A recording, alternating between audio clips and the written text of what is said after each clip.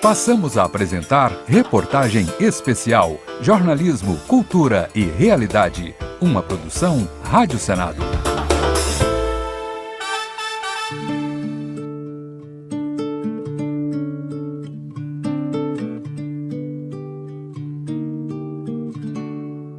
Lei Maria da Penha. Em 2016, comemoramos os 10 anos desta que é considerada pela Organização das Nações Unidas a terceira melhor lei do mundo para o combate à violência contra a mulher, atrás apenas da Espanha e do Chile. A Lei Maria da Penha foi um marco na história legislativa brasileira e também na vida de muitas mulheres. Você acompanha agora a reportagem especial A Década de Maria, uma produção Rádio Senado. Uma mulher que merece viver e amar como outra qualquer do planeta. Nossa história começa no mês de junho de 2016, quando uma brasileira, que aqui chamaremos de Maria, decidiu dar um basta no ciclo de violência que vivia em sua própria casa. Maria procurou a Delegacia Especializada de Atendimento à Mulher, a DEAN, e denunciou as agressões que vinha sofrendo. De lá, Maria foi encaminhada para a Casa da Mulher Brasileira, unidade do Distrito Federal, onde vem sendo acompanhada por uma equipe multidisciplinar. Sempre fui bem acolhida, muito bem atendida e estou encaminhando há 2 meses de atendimento, participando do grupo de psicologia e assistente social. Está realmente me fazendo muito bem. Já me superado emoções, com os conflitos que eu passei. Toda a equipe, elas são bem preparadas nessa casa para acolher realmente quem precisa.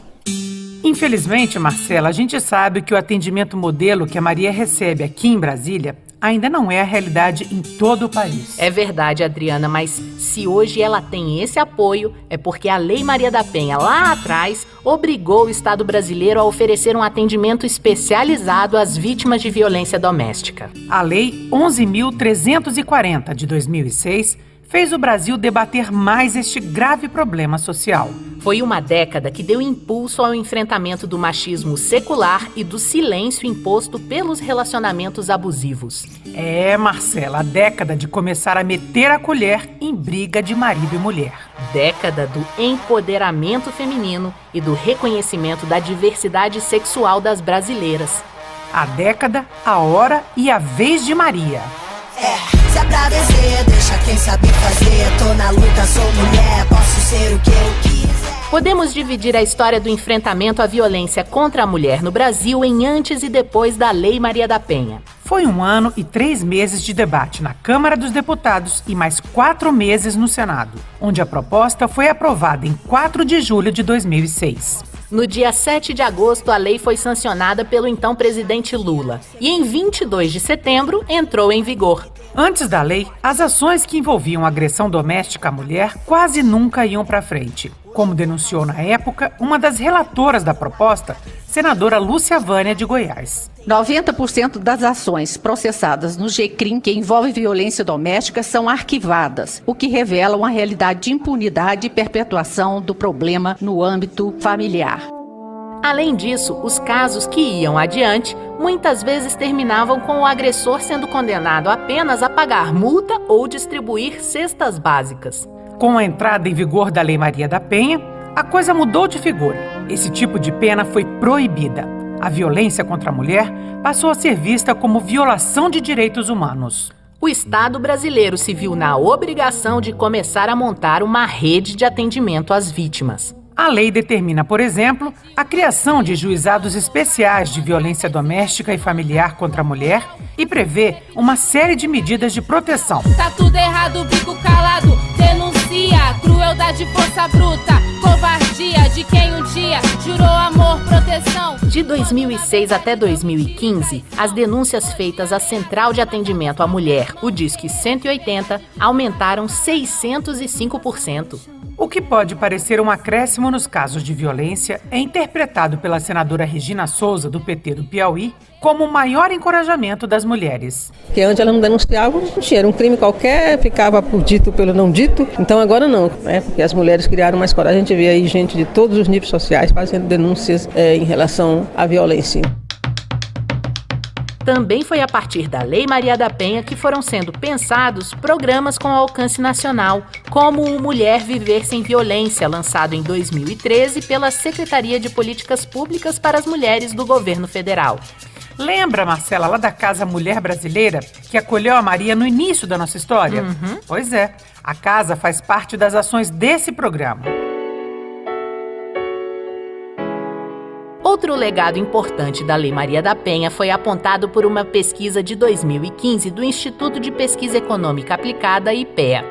Houve redução de 10% nos casos de assassinatos de mulheres em ambiente doméstico. A presidente da Comissão Mista Permanente de Combate à Violência contra a Mulher, senadora Simone Tebet, do PMDB de Mato Grosso do Sul, comenta essa estatística. Parece pouco, mas se nós pensarmos que isso pode representar 250 mil mulheres que hoje estão vivas graças à eficácia dessa lei, é muita coisa. Mais coragem para denunciar, mais políticas públicas de proteção, menos mulheres assassinadas no ambiente familiar. Esses avanços merecem ser comemorados, é verdade, mas é preciso ter consciência de que o Brasil ainda é o 5º país do mundo que mais mata mulheres pelo simples fato delas serem mulheres. De acordo com a Organização Mundial de Saúde, OMS, a taxa de feminicídios no Brasil é de 4,8 para cada 100 mil mulheres. Estamos atrás apenas de El Salvador, Colômbia, Guatemala e Rússia. Em 2015, entrou em vigor a lei que tipificou o feminicídio e o classificou como crime hediondo. A procuradora da Mulher no Senado, Vanessa Graziotin, do PCdoB do Amazonas, lembra que houve resistências para a aprovação da lei. Infelizmente, escutamos de algumas pessoas ainda um certo questionamento a respeito da real necessidade de termos aprovado um projeto que determina o feminicídio como uma forma de homicídio. E eu digo que aproximadamente 40% de todos os homicídios de mulheres no mundo são cometidos por um parceiro íntimo. A lei do feminicídio foi fruto do trabalho da CPI mista de combate à violência contra a mulher, que funcionou no Congresso Nacional entre os anos de 2012 e 2013. Ainda falando sobre feminicídio, o Mapa da Violência 2015 da Faculdade Latino-Americana de Ciências Sociais acrescentou um dado importante para o debate. Entre 2003 e 2013, os assassinatos de mulheres brancas caíram 9,8%, enquanto os de mulheres negras aumentaram 54,2%. As negras têm de enfrentar diariamente, além do machismo, o racismo e a histórica exclusão social. Clátia Regina Vieira, do Fórum Nacional das Mulheres Negras, defende mais representatividade nos espaços de decisão, a começar pelo legislativo. A nossa resistência está comprovada desde os porões dos navios negreiros que fomos sequestrados para chegar até aqui. Nosso foco principal é o combate ao racismo. O racismo que faz com que a gente não esteja nesse espaço do legislativo. Nós temos hoje na Câmara Federal 3 deputadas federais negras. Temos que dar um basta nessa situação.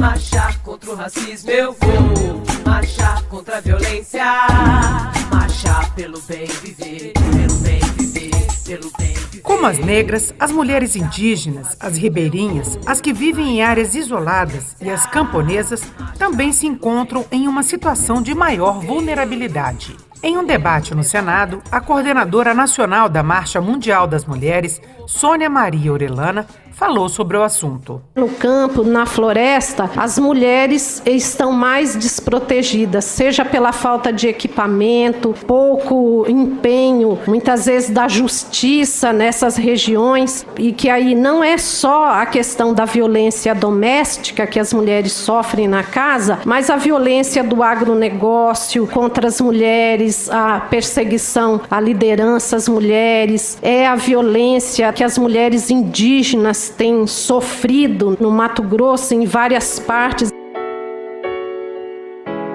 Adriana, mas outro problema grave que impede o avanço das proteções previstas na Lei Maria da Penha é a falta de preparo de muitos profissionais que atendem mulheres vítimas de violência. A assessora da Secretaria Nacional de Segurança Pública, Beatriz Cruz da Silva, relata as violações que os próprios agentes do Estado cometem nos casos de violência sexual. Em média, uma mulher vítima de violência sexual é ouvida 6 vezes sobre o mesmo fato por atores diferentes desse sistema. Tivemos uma experiência no governo federal nos últimos anos, no âmbito do programa Mulher Viver Sem Violência, e foi um processo que durou praticamente 3 anos, e nós tivemos muitas dificuldades de criar protocolos e procedimentos, mesmo contando com profissionais absolutamente sensíveis à temática da violência e que compreendem esse processo do atendimento das mulheres como um processo violador. A senadora Marta Suplicy, do PMDB paulista, relatou o desrespeitoso primeiro atendimento a adolescente de 16 anos que sofreu estupro coletivo no Rio de Janeiro em maio deste ano. Como delegado, primeiro que se relacionou com o caso de estupro da jovem do Rio de Janeiro, ele colocou um vídeo e fotos nuas da moça na frente dela, com mais pessoas em volta, todos homens, e a primeira pergunta feita foi se ela gostava ou costumava praticar sexo grupal. Culpar a vítima ou relativizar a culpa do criminoso faz parte da chamada cultura do estupro, que vem sendo combatida pelos movimentos feministas e também pelas mulheres parlamentares. Após o estupro coletivo no Rio, outros casos do mesmo crime foram registrados no Brasil. Ainda em maio, o Senado aprovou o projeto da senadora Vanessa Graziotin, do PCdoB do Amazonas, que pune com 25 anos de prisão o estupro cometido por 2 ou mais pessoas. Se a vítima morrer em decorrência do crime, a pena será de 30 anos, o tempo máximo de prisão prevista no Código Penal brasileiro. E a liberdade conquistada por nós é um direito. E antes de falar qualquer coisa, quero respeito. Desde o início da nossa reportagem, temos falado sobre os números da violência contra a mulher. Em um país do tamanho do Brasil, essas estatísticas são essenciais para que se possa fiscalizar a aplicação da Lei Maria da Penha e das políticas públicas que surgiram a partir dela. Mas fazer a interpretação de dados estatísticos nem sempre é fácil. Os casos de estupro, por exemplo, são notadamente subestimados, como assinala a senadora Simone Tebet, do PMDB de Mato Grosso do Sul. Dados do IPEA, que trabalha com saúde pública nos hospitais, mostra que em 2014 foram 500 mil casos de estupro e violência sexual contra a mulher no Brasil. 500 mil casos. Aí se pega os dados das seguranças públicas e do Ministério da Justiça no que se refere à repressão. Lá se coloca o número de 50 mil. 10% apenas. A Lei Maria da Penha tem 10 anos. Muito fizemos, mas não conseguimos ainda ter um banco de dados unificado e confiável no Brasil. Para tentar resolver esse problema, Simone Tebet propôs e os senadores aprovaram a transformação do Serviço Data Senado em instituto e a criação do Observatório da Violência contra a Mulher. O que nós estamos querendo aqui é buscar respostas, e só as teremos se tivermos informações. No próximo bloco da reportagem especial A Década de Maria, vamos falar sobre o empoderamento das mulheres, a proteção das crianças e a reabilitação do agressor. E você vai ouvir uma mensagem especial da própria Maria da Penha Fernandes. Não saia daí!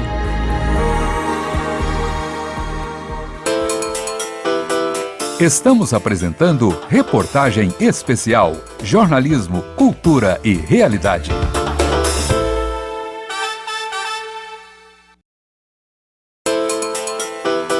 Voltamos a apresentar Reportagem Especial, Jornalismo, Cultura e Realidade.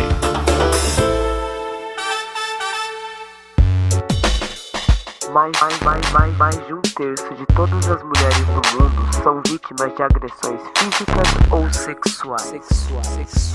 Há 10 anos, a Lei Maria da Penha fazia o Brasil começar a mudar a forma de enfrentar a violência contra a mulher. A agressão que pode ser de natureza física, sexual, psicológica, patrimonial ou moral. Todos esses tipos de violência deixam marcas profundas nas vítimas. E é preciso apoio para superar os traumas. Quando você chega muito debilitada. Então todos correm, sabe?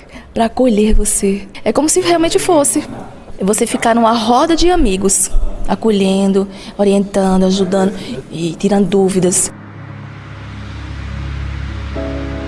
As pessoas que estão orientando a Maria na Casa da Mulher Brasileira em Brasília ajudam as vítimas de violência doméstica a desatarem 2 nós: o da dependência emocional em relação ao agressor e o da dependência financeira. Às vezes falta uma formação profissional. Às vezes ela está fora do mercado há muito tempo.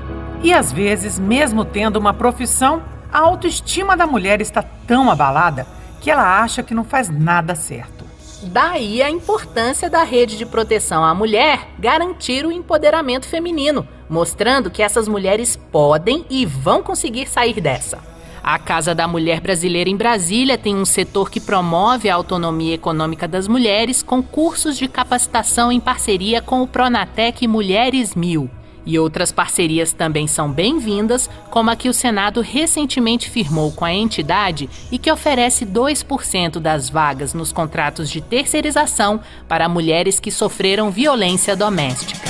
Gorda, preta, loira, o que tiver que ser, magra, santa, doida, somos a força e o poder. Basta, chega, bora, levanta a cabeça e vê, vem cá, viva, sinta o que quiser, você pode ser. O empoderamento feminino é um processo contínuo de luta contra a cultura machista que vem sendo cada vez mais combatida. Quando a Lei Maria da Penha completou 5 anos em 2011, a ministra Carmen Lúcia do Supremo Tribunal Federal participou de uma audiência pública no Senado e ilustrou com o exemplo do piano e do violão a forma como essa cultura sempre tentou delimitar o lugar da mulher na sociedade. Tivemos sempre a tendência das famílias a nos levar a estudar piano, a tocar piano. E eu sempre imaginava por que os meus irmãos iam para aula de violão. E demorou um tempo para eu descobrir que é porque o violão é algo que se carrega e se vai para a rua. E o espaço do homem é o espaço público. E eu tinha que ficar bonitinha, arrumadinha, esperando a visita para tocar e mostrar que eu era uma moça comportada.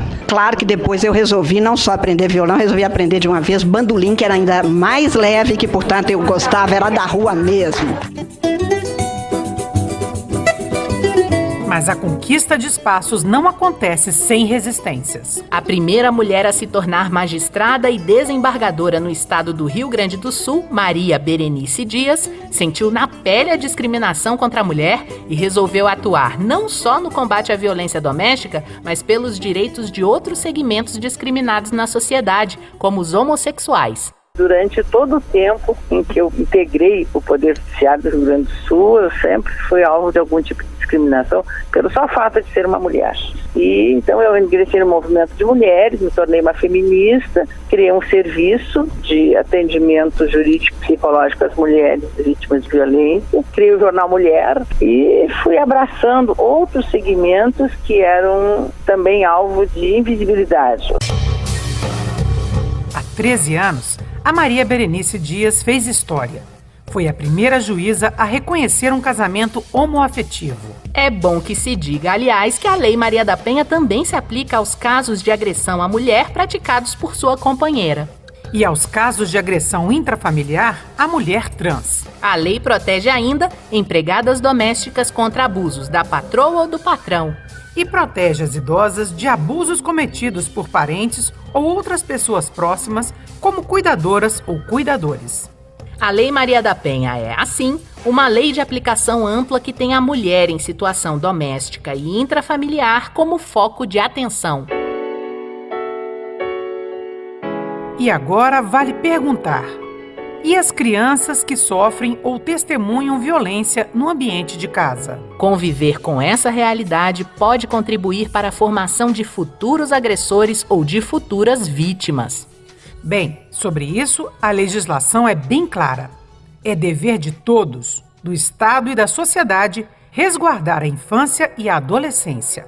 E já que é dever de todos zelar pelas crianças e adolescentes, vamos falar sobre o projeto Maria da Penha Vai à Escola, do Tribunal de Justiça do Distrito Federal.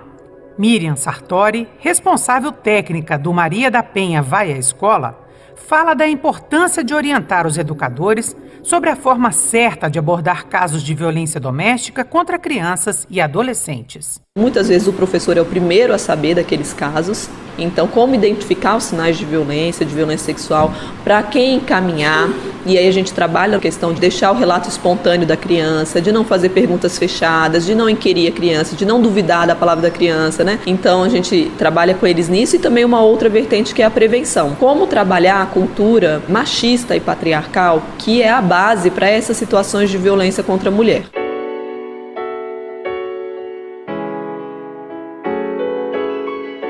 Na primeira parte do nosso especial, falamos dos vários desafios que ainda emperram o cumprimento efetivo da Lei Maria da Penha. Agora vamos falar de uma iniciativa que tem ajudado cidades como Salvador, Curitiba, Fortaleza e Manaus a fiscalizar o cumprimento das medidas protetivas previstas na legislação. É a Patrulha Maria da Penha, formada por integrantes da Guarda Municipal ou Polícia Militar, que faz visitas periódicas às mulheres que foram vítimas de violência e pode tomar as providências necessárias caso o agressor volte a ameaçá-las. E os resultados têm sido positivos. Em Curitiba, por exemplo, a reincidência de violência contra mulheres visitadas pela patrulha foi reduzida a 0. A Comissão de Direitos Humanos do Senado aprovou o projeto da senadora Gleisi Hoffmann, do PT do Paraná, para tornar essa iniciativa nacional. Todos os casos que estão sob medida protetiva, a Patrulha Maria da Penha acompanha. Vai sempre fazer a visita à mulher na sua casa, no seu trabalho, e isso faz com que o agressor não retome o contato. Estamos unidas em uma só voz. É importante lembrar que a Lei Maria da Penha não se limita a punir os crimes de violência doméstica, mas propõe também a reabilitação de quem os cometeu. Nesse sentido, o juiz pode determinar o comparecimento obrigatório do agressor em programas de recuperação e reeducação. Tal feito só é possível se houver uma profunda mudança no sistema de crenças que leva alguém a agredir sua companheira e ainda achar que tem razão. Sobre isso é interessante analisar alguns números. 91% dos homens consideram errado bater em mulher. Foi o que mostrou uma pesquisa de 2011 da Fundação Perseu Abramo. Mas o que pensam os outros 9% que declararam não achar errado agredir? Bem, desse total, 8% confessaram já ter batido na esposa ou namorada. O motivo alegado por metade deles foi o controle de fidelidade, ou seja, ciúme ou desconfiança de traição. Outros 25% alegaram que foram agredidos primeiro pela companheira. Esse tipo de resposta é comum e tem sido questionado em projetos como o Grupo Reflexivo para Homens Autores de Violência Doméstica do Tribunal de Justiça do Distrito Federal. Entre os temas trabalhados está o da autorresponsabilização, como explica o responsável técnico do projeto, João Domingues. A gente trabalha muito essa questão nos grupos de que a violência ela não pode ser justificada. E essa questão do ela começou, ela provocou, a gente trabalha isso no mito. Nos mitos e verdades a gente trabalha assim, uma pessoa que provoca tem que ser agredida. Outra reflexão desenvolvida no grupo é sobre a baixa autoestima comum entre os agressores e sobre o sentimento de posse que eles têm sobre as mulheres. Eles entendem que se eles não tiverem aquela mulher, eles não podem ser felizes. E daí surgem ameaças, surgem as frases nos processos como se você não ficar comigo, você não fica com mais ninguém. Há uma codependência da mulher e por isso ele começa muitas vezes a exercer um papel dominador, controlador daquela mulher em razão da dependência afetiva. Porque todo homem mesmo que não assuma já chorou ou já passeou no colo de alguma. O envolvimento dos homens no debate é importante. O senador Paulo Paim, do PT Gaúcho, coordena no Senado a Frente Parlamentar dos Homens pelo Fim da Violência contra a Mulher. É preciso ter um compromisso de todos, homens e mulheres, da sociedade no seu conjunto e do poder público para combater esta agressão tão covarde. De 2006 a 2016, a década de Maria. Primeiros 10 anos de uma lei que leva o nome de uma mulher que virou símbolo da luta contra a violência doméstica. Maria da Penha Maia Fernandes, farmacêutica, moradora de Fortaleza, capital do Ceará. Eu tô ligada, foi numa madrugada infelizmente despertada com o estouro da bala. Nas costas que a deixou paralisada. Em 1983, o marido tentou matá-la por 2 vezes. e só foi para a prisão no ano de 2000.